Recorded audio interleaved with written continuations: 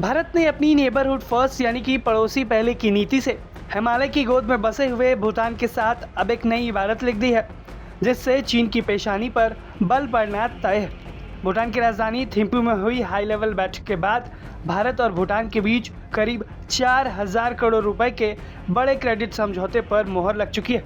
यह सिर्फ पैसों का कोई लेन देन नहीं, बल्कि ये भारत का भूटान के प्रति अटूट विश्वास और रणनीतिक मजबूती का एक कड़ा संदेश है, जो कि चीन के लिए।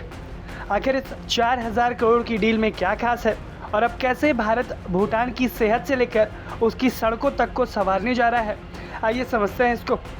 दरअसल भारतीय विदेश सचिव विक्रम मिस्री इस वक्त भूटान के दौरे पर हैं, जहां उनके भूटान पहुंचते ही 5वीं भारत भूटान विकास सहयोग वार्ता को आयोजित किया गया। इस दौरान भारत के एक्सिम बैंक और भूटान के वित्त मंत्रालय के बीच 4,000 करोड़ रुपए के रियायती ऋण यानी कि लाइन ऑफ क्रेडिट के लिए समझौता हुआ है। ये पैसा मुख्य रूप से भूटान में ऊर्जा परियोजनाओं को गति देने और वहां की बुनियादी ढांचों को मजबूत करने के लिए दिया जा रहा है।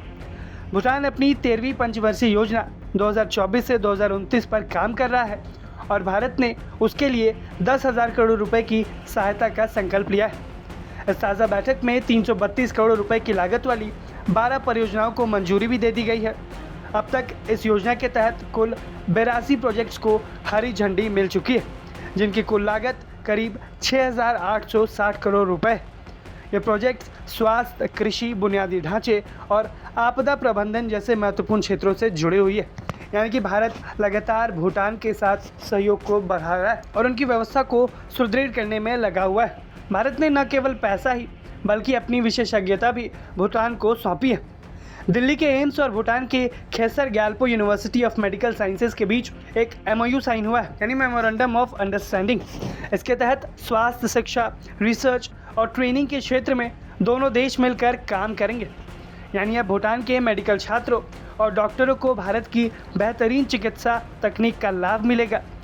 भूटान अपनी प्रकृति के लिए जाना जाता है और अब भारत उसे ग्रीन बनाए रखने के लिए भी पूरी तरीके से मदद कर रहा है। भारत ने भूटान सरकार को 45 इलेक्ट्रिक वाहन सौंपे हैं ताकि वहां ई-मोबिलिटी को बढ़ावा मिल सके। इसके साथ ही थिम्पू में भारत के सहयोग से बने थिम्पू इकोलॉजिकल पार्क और ओलाखा पार्क का भी वर्चुअल उद्घाटन किया गया है। भारत और भूटान के रिश्ते 1949 से मित्रता संधि से बने हुए हैं।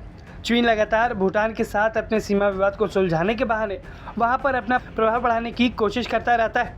ऐसे में भारत का भूटान की अर्थव्यवस्था में इतना बड़ा निवेश ये विश्वास साफ तौर पर दिखाता है कि भूटान के लिए भारत ही सबसे भरोसेमंद और बड़ा विकास वाला साझेदार है। विदेश सचिव विक्रम मिस्री ने भूटान के राजा और प्रधानमंत्री शरिंग टोब्गे से भी मुलाकात की है, जो दोनों देशों के बीच गहरे तालमेल को दर्शाता है। भारत और भूटान के बीच का ये समझौता ये साबित करता है कि सच्ची दोस्ती केवल कागज़ों पर नहीं बल्कि ज़मीन पर दिखाई देने वाली विकास से बनती है। भारत का ये 4,000 करोड़ रुपए का निवेश भूटान की समृद्धि और सुरक्षा दोनों के लिए मील का पत्थर साबित होगी। आपको क्या लगता है कि भारत की जो नीति है, जिसमें अपने पड़ोसियों को मजबूत किया जा रहा है, वो चीन के बढ़ते हुए दखल को रोक पाएगी या नहीं? इस पर आप अपनी राय हमें कमेंट सेक्शन में ज़रूर बताएं। ब्यूरो रिपोर्ट, भारत तक।